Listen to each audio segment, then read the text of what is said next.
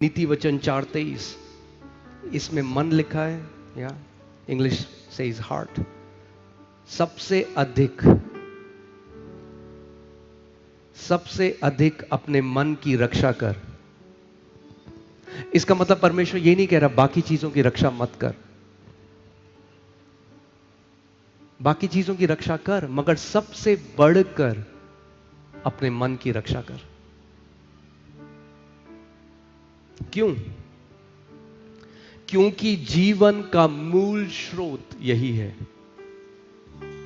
English Bible says for out of it flows the issues of life. तेरा जो जीवन है वो यहां हृदय से बह रहा है। So whatever you are experiencing right now, अगर आप कह रहे हो जिंदगी बेकार है, वो इसलिए बेकार है क्योंकि आपका हृदय का अनुभव वैसा है। अगर आप कह रहे हो जिंदगी बहुत ब्लेस्ड है, तो वो इसलिए है क्योंकि आपके हृदय के अंदर वो अनुभव है। ये बाहर से नहीं है, ये अंदर से है।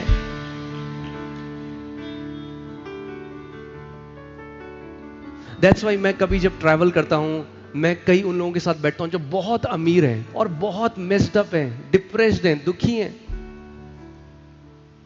अगर पैसा और प्रॉपर्टी खुशी दे सकता तो वो सबसे ज्यादा खुश लोग होते, मगर नहीं है, नहीं है।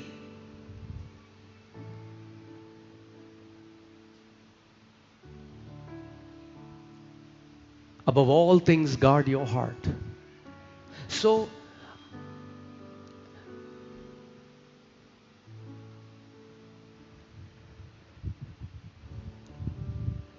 क्योंकि समझो, दो लोग उसी छत के नीचे रह सकते हैं।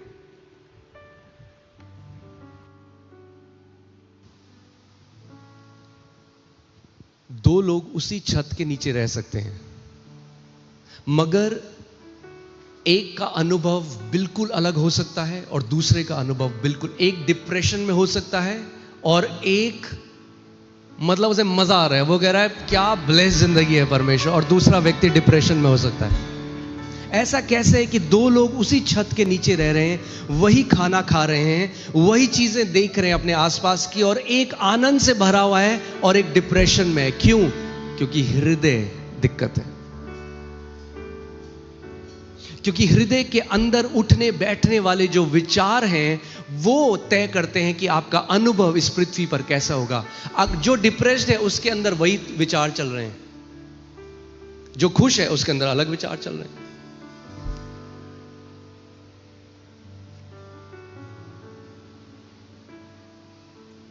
क्यों परमेश्वर का वचन कह रहा है अपने मन की, अपने हृदय की रक्षा कर? रक्षा आप किस चीज की करते हैं? कहां आप रक्षा करते हैं? क्योंकि कोई, आप घर में क्यों आज ताला क्यों लगाते हैं आप? क्योंकि कोई क्या ना कर दे, चोरी ना कर दे। क्यों परमेश्वर कह रहा है मन की रक्षा कर? यानी कोई चोर है जो अंदर घुसना चाहता है और आपके हृदय को कंट्रोल करना चाहता है। मगर प्रभु कह रहा है तू अपने हृदय की रक्षा कर, कि कोई तेरे हृदय के अंदर घुसकर उसको कंट्रोल ना करे। तेरे दिल के अंदर जो उठने बैठने वाले विचार हैं वो किसी और के हाथ में रिमोट कंट्रोल ना हो। हाय हमें बड़ा ऐसा लग रहा है, क्यों लग रहा है वो तो नहीं पता, बड़ा ऐसा लग रहा है। नो नो नो, आपका बोलो मेरा हृदय मेरी जिम्मेदारी है। जब दाऊद को वैसे विचार आए, when David got depressing thoughts, what did he do? जब दाऊद को डिप्रेसिंग थॉट्स आए, वैसे विचार आए जो बिल्कुल लो फील कराते हैं, तो दाऊद ने क्या किया? उसने कहा I'll bless the Lord। मैं अपना ध्यान अपनी परिस्थिति से हटाकर, मैं अपना ध्यान अपने चारों ओर से हटाकर, मैं परमेश्वर को, यहोवा को धन्य कहने लग जाऊंगा। और मैं क्या करूंगा? मैं उसके उपकारों को स्मरण करने लग जाऊंगा।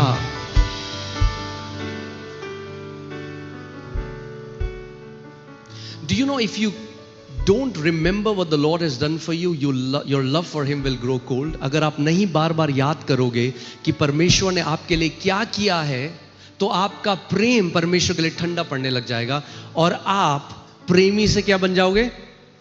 क्या बन जाओगे? और अगर आप हो तो शैतान है। मैंने नहीं बोला, आपने बोला है।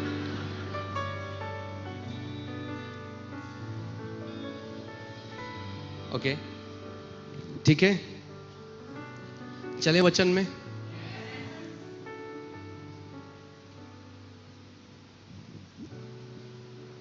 You will not even realize how powerful Thanksgiving is. आप, और ये हम सब के लिए है। Even this morning as God reminded me, जैसे परमेश्वर मेरे मन में, मुझे लगा प्रभु मुझे कितना और ये करने की जरूरत है, कितना और हमें धन्यवादिता में जीने की जरूरत है। क्योंकि जब when you start to count your blessing, जब आप जो बरकतें परमेश्वर ने आपको दी हैं, जब आप उसको गिनना शुरू कर दोगे, तब आपको पता लगेगा कि आप कितने ब्लेस्ड हो। तब आपके दिल से धन्यवाद से भरी हुई जो आराधना निकलेगी, वो असली आराधना है। Because that will be born from a heart of gratitude. Amen.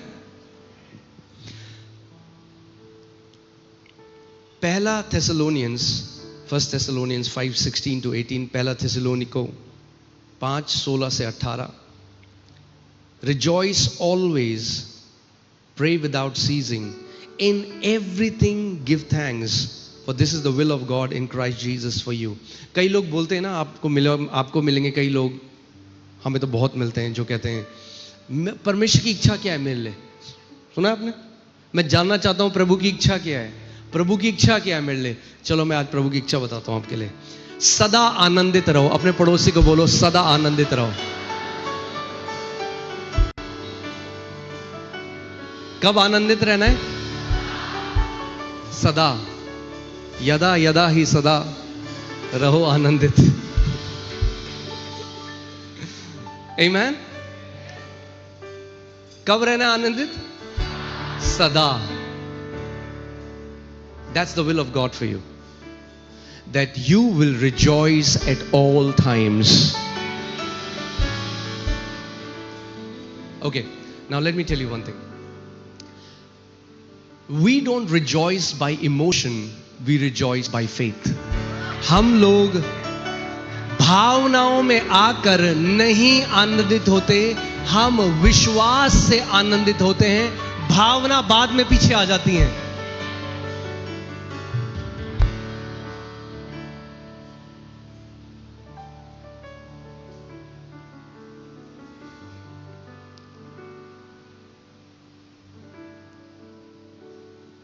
Amen. So what's the will of God for you? Rejoice always. मैं हमेशा ये बात बोलता हूं, अगर मसीह खुश हो जाए तो बेदारी आ जाएगी।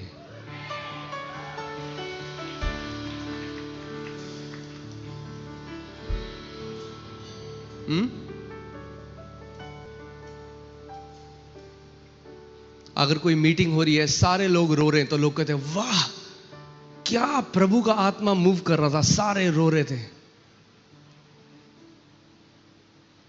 और लोग हंस रहे हैं सारे, तो बोले अरे ये आत्मिकता थोड़ा है, वहां पे तो सारे हंस रहे हैं। The Bible says rejoice always. That means your heavenly Father, this is his will, ये उसकी इच्छा है कि आप सदा आनंदित रहो। Amen. प्रमोशन हो तो, प्रमोशन ना हो तो, पेट्रोल महंगा हो तो, पेट्रोल सस्ता हो तो, अपना घर हो तो, किराए के घर में हो तो, चाहे कुछ भी परिस्थिति हो, सदा आनंदित रहो।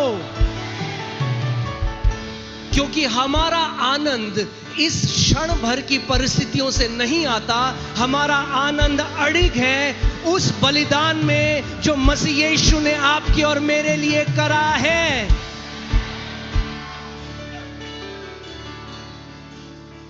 आमीन, हालेलुया।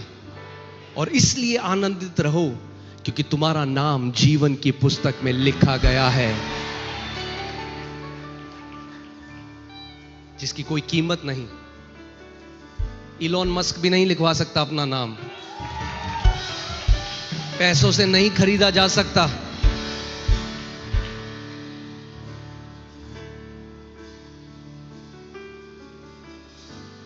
Amen? So कब आनंदित रहना है? सदा. That means it's something that we'll have to learn. क्यों परमेश्वर का वचन कह रहा है सदा आनंदित रहो? क्योंकि हम स्वर्ग के प्रतिनिधि पृथ्वी पे हैं, और स्वर्ग में जो हमारे भाई बहन है, जो हमारा परिवार है, वचन कहता है the family in heaven and family on earth. एक परिवार स्वर्ग में है, एक परिवार पृथ्वी में है. स्वर्ग में लगातार क्या है लोग? आनंदित. और यीशु ने कहा प्रार्थना करो जैसे स्वर्ग में पिता की इच्छा पूरी होती है वैसे पृथ्वी पे भी हो. अगर स्वर्ग में हमारा परिवार सदा आनंदित है तो पृथ्वी में भी परमेश्वर का वचन कह रहा है तुम सदा आनंदित रहो.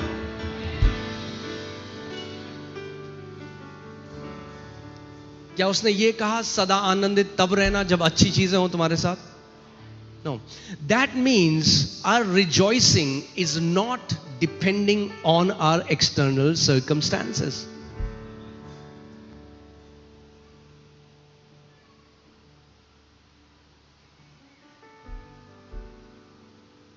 सदा आनंदित रहो.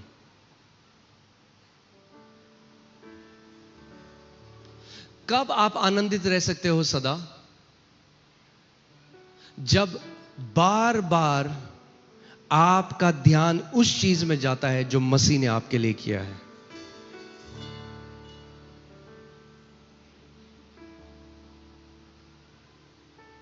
चेले को प्रभु यीशु मसीह ने भेजा, वो दुष्ट आत्माएं निकालने लगे. they were very happy. बहुत खुश हो गए. यीशु के पास वापस आए, बोला यीशु मसीह देख दुष्ट आत्माएं भी हमारी बात मान रही है तेरे नाम पे. यीशु ने कहा वो ठीक है, बट डोंट रिजॉइस. इसलिए आनंदित मत हो कि दुष्ट आत्माएं तुम्हारी बात मानती हैं, बट इसलिए आनंदित हो कि तुम्हारा नाम जीवन की पुस्तक में लिखा गया है.